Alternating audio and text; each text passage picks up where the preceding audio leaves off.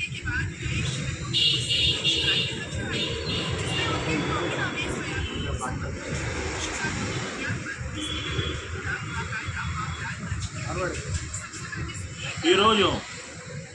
ముందుగా అందరికీ నమస్కారం. మీడియా మిత్రులకి, నా యొక్క తోటి నాయకులకి, వీరికి విచ్చేసిన ప్రతి ఒక్కరికి పేరు పేరున నమస్కారములు.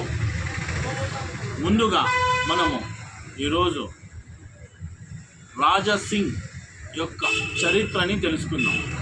ఎందుకంటే ఆయన ఎవరికి పుట్టాడో, ఎక్కడ పెరిగాడో ఆయన ముందుగా అవగాహన తెలుసుకోవాలి. ఎందుకంటే ఈ రాజా సింగ్ అనేది కులమతాల చిచ్చు పెట్టే నాయకుడిలాగా ఎదుగుతున్నాడు.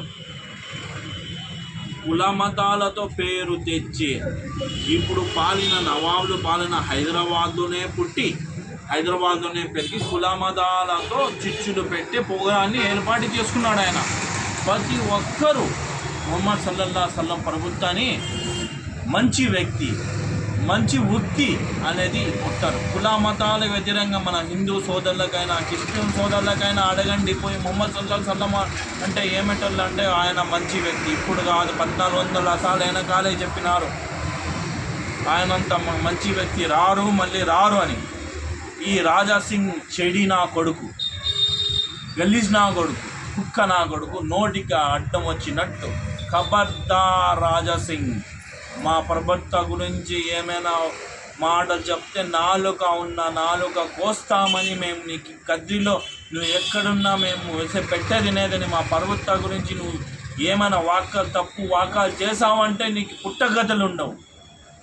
ఖబర్దార్, జాగ్రత్త.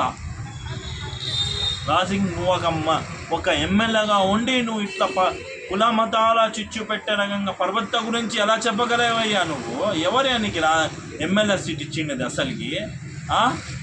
నువ్వు బీజేపీ కుక్కవియా? నువ్వు బీజేపీ కుక్కవి నువ్వు. నీ బతుకేంది? నువ్వేంది మా ప్రవక్త గురించి చెప్పే బతుకనేది? అయినా కాలిపోతాను. మా హిందూ సోదరులు మేము ఎట్లా బతుకుతున్నామంటే, మన ఇండియా డెమోనేట్ కంట్రీలో ఎట్లా బతుకున్నారంటే హిందూ సోదరులు క్రిస్టియన్ సోదరులు అన్నా తమ్ముళ్ళలాగా బతుకుతున్నారు. ఇది అతను జీర్ణించలేక, డైజెషన్ చేయలేక అతను ఏం చెప్పాలో ఈరోజు మనకు చెప్తాడు, రేపు మీకు చెప్తాడు. ప్రతి ఒక్కరూ తెలుసుకోవాలి. ఇలాంటి నాయకులని ప్రోత్సహించకూడదు. అసలు ఇట్లాంటి నాయకుల్ని ప్రోత్సహించకూడదు. వీడు రాజా సింగ్, వీని పేరు రాజునా? రాజు పాలన అంటే ఈ పేరుకి వానికి అర్థమే లేదు. దయచేసి నేను ఒకటే మనవి అనుకుంటున్నా, ఇట్లాంటి నాయకుల్ని దయచేసి ప్రజల్లారా గుర్తించండి. ఇట్లాంటి నాయకుల్ని ఏరుకోకండి. ఇప్పుడు ఏరుకున్నా మీకు ఆ పార్టీని తెరక్క నుంచి వెంతుకు వచ్చినాడు, అది కూడా రాజీనామా చేసినాడు. ఇతను ఒక నాయకుడా? నేను ఒకటే ప్రశ్నిస్తున్నా అందరికీ, ఇలాంటి మతకర్తాల చిచ్చు పెట్టే నాయకులు మన ఇండియాలో డెమోక్రటిక్ కంట్రీలో అస్సలకి ప్రోత్సహించకూడదు. దయచేసి ప్రోత్సహించకండి.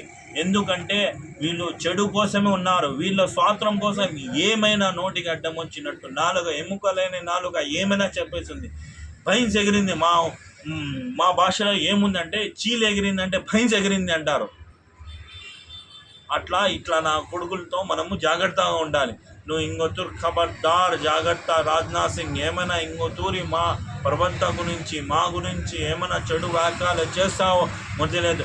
అది కూడా మనం కాంగ్రెస్ పార్టీ నాయకులు మేము అందరు కలిసి ఇంకొత్తూరి నీకు చెప్తున్నాం. ఏమంటే ఇంకొత్తూరు ఇట్లాంటి వాక్యాలు చేస్తే మంచిది కాదు. అందరూ మా కమ్యూనిటీ వాళ్ళు అందరూ నీకు ఆల్రెడీ అందరూ కంప్లైంట్ ఇచ్చడం జరిగింది. ఎందుకంటే మా పర్వతాన్ని ఇంతవరకు ఏ ప్రపంచమంతా ఆయన ప్రపంచం కోసం ఆయన వచ్చింది. ప్రతి ఒక్కరు ఆయనకు మంచి వ్యక్తి, మంచి వృత్తి అని చెప్పగలవాలని కానీ తప్పుగా చెప్పేవాళ్ళు లేరు. నిజంగా నువ్వు అట్లా తెలుసుకోవాలంటే నిజంగా చూసి చదివి తెలుసుకొని వాక్యాలు చెప్పు. ఇంతేగాని నోటికి అడ్డం వచ్చినట్టు చెప్తే గమ్మును ఉండదే లేదు, సహించదే లేదు అని మేము రాజా సింగ్కి వ్యతిరేకమని మేము ఈ మీడియా ద్వారా చెప్పుకుంటున్నాం. ఈ మీడియా మిత్రులకి, ఇక్కడికి వచ్చిన నాయకులకి అందరికీ ధన్యవాదాలు తెలుపుతూ నమస్కారం.